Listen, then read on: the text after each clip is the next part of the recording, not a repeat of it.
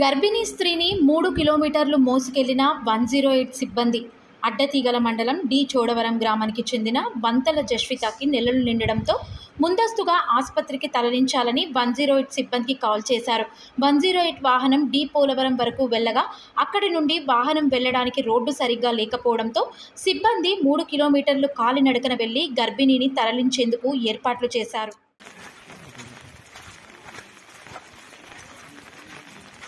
కిలోమీటర్లు ఇప్పుడు ఇలా మోసుకొని వెళ్దామా మేము? 3 కిలోమీటర్లు కూడా తమ్ముడు కింద పాస్ చేయి, బ్యాక్ నుంచి పాస్ చేసి బ్యాక్ నా సైడ్ నుంచి అదే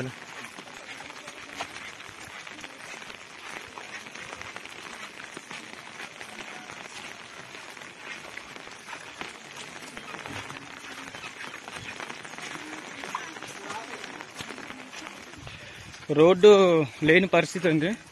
3 కిలోమీటర్లు ఇలా తీసుకెళ్ళడం అంటే చాలా ఇబ్బంది. 108 అయితే సగం దాకా వచ్చింది. అక్కడి నుంచి డోలి సాయం తోటి మేము తీసుకెళ్తున్నాం.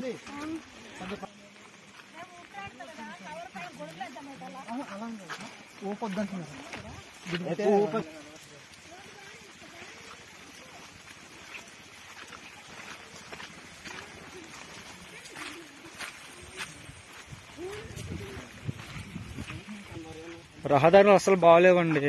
ఏంటి పరిస్థితి ఎవరు రాకూడదు.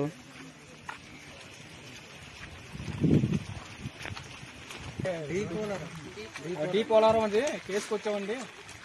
అయితే అంబులెన్స్ రాలేని పరిస్థితి. ఎంత దూరం అంటే 3 కిలోమీటర్లు అండి. 3 కిలోమీటర్లు నడుచుకుంటూ రావాలంటే ఇదండి రోడ్డు పరిస్థితి అలా ఉంది. అసలు రోడ్డు బాగాలేదు. వీళ్ళు కూడా చాలా ఇబ్బందులు పడుతున్నారు రోడ్లు లేక. ప్రభుత్వం ఎప్పుడైనా స్పందించి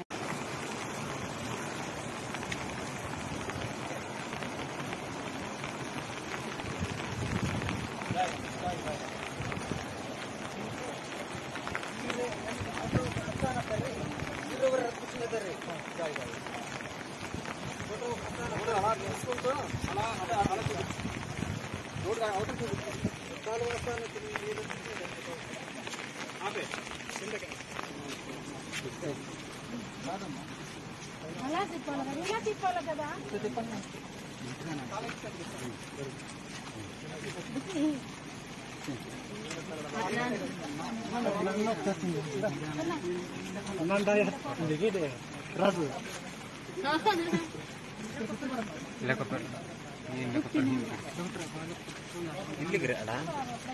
ఈ సెల్లుడి ఇల్లుకి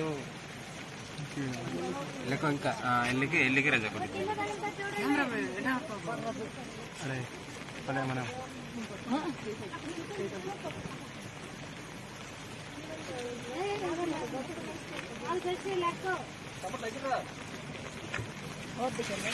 ఇంకా మీరు ఆడలాగండి మొదలు నేను పడాలి కొంచెం అందరూ వెనక్కి రా కొంచెం కొంచెం కర్ర అట్లా పట్టుకోండి దాని మీద పడుకోండి.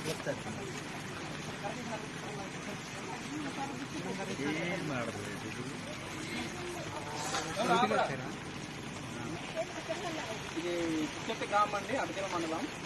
మనకి డీ పోలవరం కేసు ఇచ్చారు. 108కి ఎమర్జెన్సీ తరఫున 108 కాల్ వస్తే కేసుకి నిమిత్తం ఇక్కడ డీ పోలవరం ఎండింగ్ దాకా వచ్చాము. ఇక్కడి రోడ్ అసలు బాగులేని పరిస్థితి.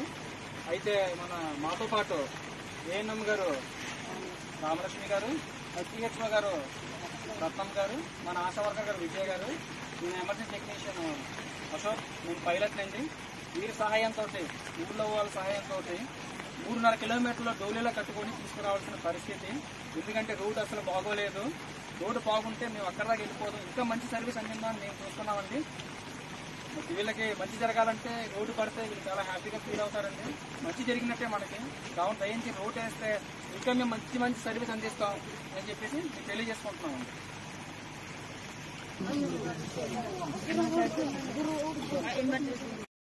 నమస్తే అండి.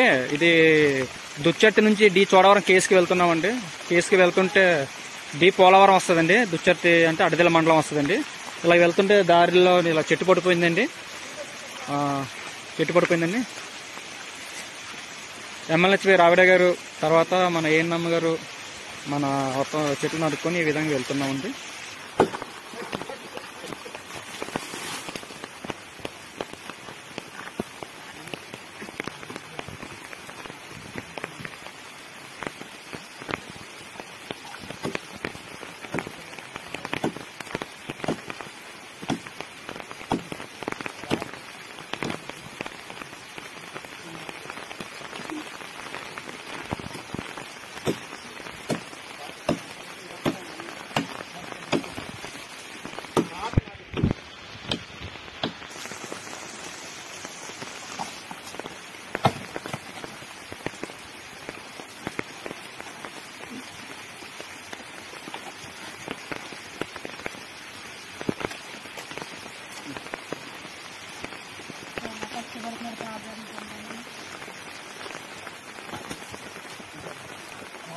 వెళ్ళిపోద్దా